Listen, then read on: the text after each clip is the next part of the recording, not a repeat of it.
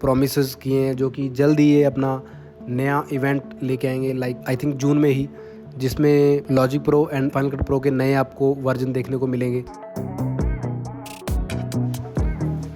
जैसा कि आज मैंने एप्पल इवेंट देखा तो वहाँ पे आईपैड एयर और आईपैड प्रो और एप्पल पेंसिल प्रो रिलीज़ हुआ, तो आज अपने उसी के बारे में बात करेंगे।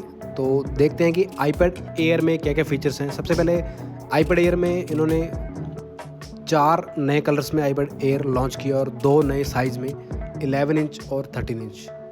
दोनों में M2 चिप है और दोनों में लिक्विड रेटिना डिस्प्ले है।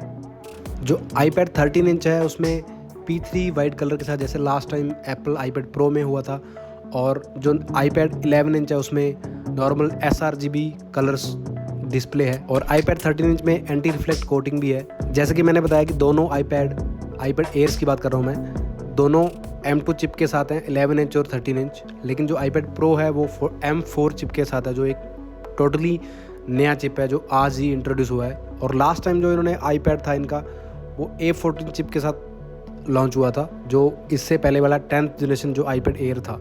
और जो आईपैड प्रो था वो M1 चिप के साथ था, और अभी आईपैड प्रो में इन्होंने M4 चिप डाल दिया और आईपैड एयर में इन्होंने M2 चिप डाल दिया है। और जो आईपैड एयर है वो 12 मेगापिक्सल कैमरा के साथ विद 4K रिकॉर्डिंग के साथ है और वाइड कैमरा के साथ है। और जो आईपैड प्रो है वो 4K video, 12 megapixel camera and Apple ProRes video के साथ है, जिसमें काफ़ी नए नए फीचर्स हैं। जो दोनों आईपैड हैं, iPad pro and iPad air, दोनों में 12 मेगापिक्सल फ्रंट कैमरा है जो कि लैंडस्केप वीडियो को सपोर्ट करता है, अल्ट्रा वाइड वीडियो को सपोर्ट करता है। और आईपैड एयर में USB Type-C है और आईपैड प्रो में USB Type-C प्लस थंडरबोल्ट 4 है। और आईपैड एयर में फिंगरप्रिंट है और आईपैड प्रो में आपको फेस ID मिलेगा यहाँ पे।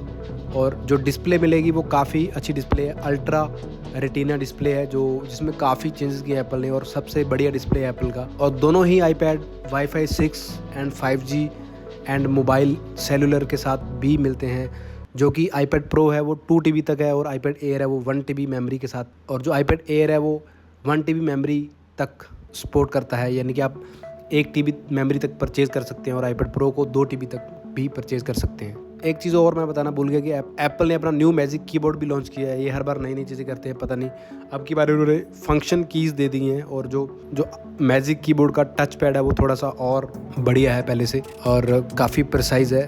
और लेकिन इस इवेंट में मेरे को सबसे इंटरेस्टिंग चीज़ क्या लगी तो उसके बारे में अगर अपने बात करें तो Apple pencil pro and Apple iPad pro, और इन्होंने जो 2 ऐप लॉन्च किए हैं, फाइनल कट प्रो और लॉजिक प्रो टचेबल, इन्होंने यानी कि लॉजिक प्रो में टच फीचर्स के साथ इन्होंने रिलीज़ किया है ताकि आप लॉजिक प्रो को आईपैड में काफ़ी अच्छे तरीके से चला सके। क्योंकि उन्होंने final cut pro and logic pro iPad के लिए लास्ट ईयर ही लॉन्च करे थे, क्योंकि पहले final cut pro and logic pro iPad के लिए नहीं थे, जैसे कि मोबाइल के लिए नहीं है, तो ओनली मैक में सपोर्ट करता था। लेकिन अब की बार इन्होंने इनको और इम्प्रूव कर दिया है, तो इनके फीचर्स जो है मेरे को काफ़ी अच्छे लगे। जैसे लॉजिक प्रो में इन्होंने रीमिक्सिंग का फीचर डाला है और आप वॉइस रिकॉर्डिंग वगैरह करके आईपैड से डायरेक्ट अपना म्यूज़िक वगैरह बना सकते हैं और अपना आईपैड को अपने मैक के साथ अटैच कर सकते हैं या कनेक्ट कर सकते हैं और एक साथ अपना काम कर सकते हैं। और जो फाइनल कट प्रो है, इन्होंने एक फाइनल कट प्रो कैमरा के नाम से एक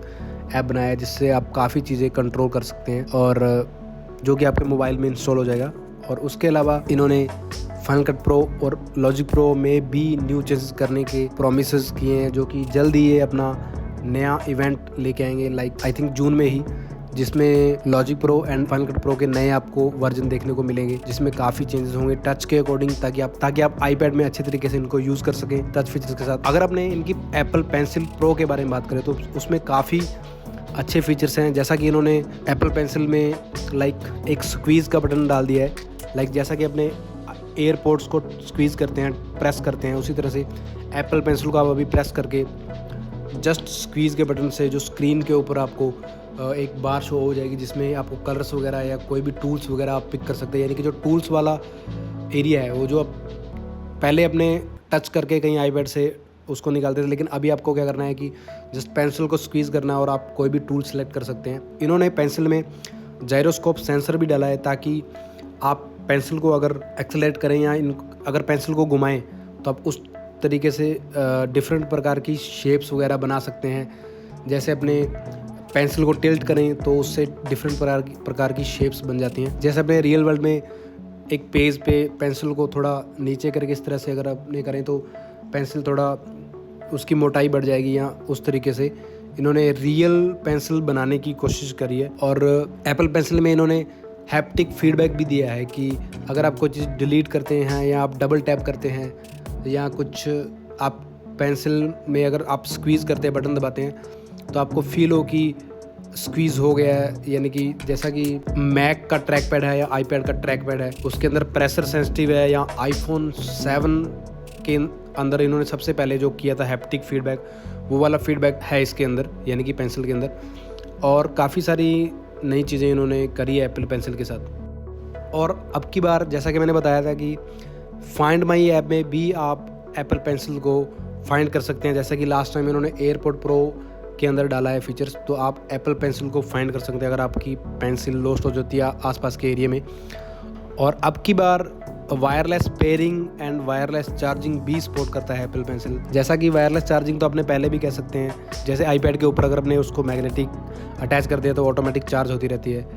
और लेटेंसी काफ़ी लो हो गई है पहले से। अगर अपने प्रेशर सेंसिटिव की बात करें तो प्रेशर सेंसिटिव पहले भी था एप्पल पेंसिल, और ज़्यादा चीज़ें इंप्रूव कर दी गई कि अगर आप प्रेशर से अगर कोई चीज़ करते हैं तो वो ज़्यादा हाईलाइट होगा और कम होगा। और हैप्टिक फीडबैक के साथ साथ अगर आप पेंसिल को घुमाते हैं तो डिफरेंट प्रकार की शेप्स जो है वो बन जाएगी। जैसे आप एप्पल पेंसिल को होवर करते हैं, जैसे कि लास्ट टाइम इन्होंने 2018 में जो फीचर डाला था कि कहीं पे भी आप पेंसिल रखोगे तो वहाँ पे एक डॉट आ जाएगा, उसको बोलते हैं होवर। जैसे ही होवर करोगे पेंसिल को, तो अगर आपको स्पेसिफिक चीज़ जिस पे कोई जल्दी काम करना है तो आप उसको होवर करके या स्क्वीज़ का बटन दबा के उसको हाईलाइट कर सकते हैं और बाकी एरिया को डिसेबल कर सकते हैं।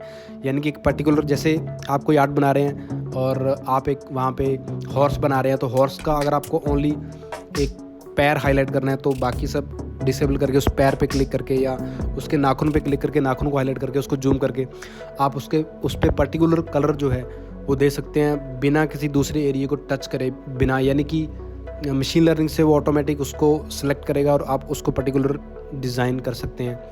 इससे एप्पल पेंसिल उसके साथ प्रॉपर इकोसिस्टम देगी आपको प्रॉपर काम करने का।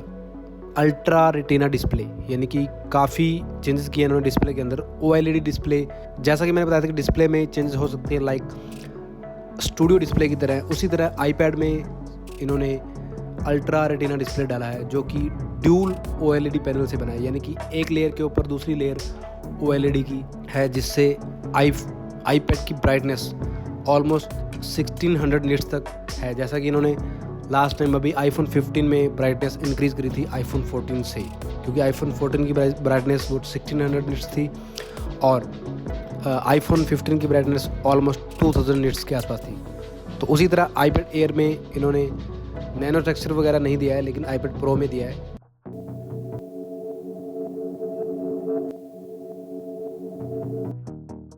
अगर अपने शॉर्ट में बात करें आज के इवेंट के बारे में, आईपैड एयर और आईपैड प्रो और magic keyboard and Apple pencil pro, मेरे को चारों चीज़ें काफ़ी अच्छी लगी, लेकिन iPad pro and Apple pencil pro मेरे को बहुत अच्छे लगे।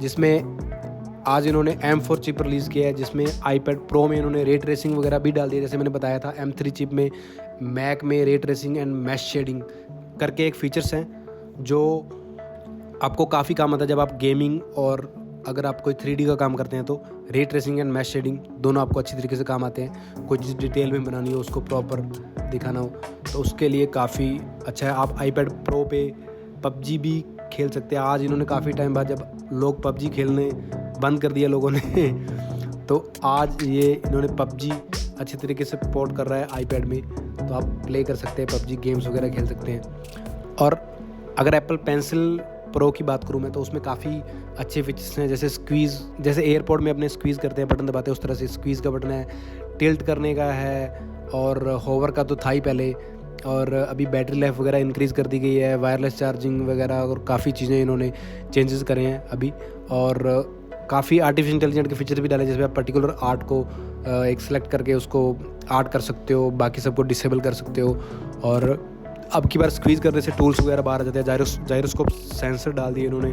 पेंसिल को घुमाते ही डिफरेंट प्रकार की चीज़ें होंगी, जैसे आप टिल्ट करोगे तो उसको शेप वगैरह चेंज होगी।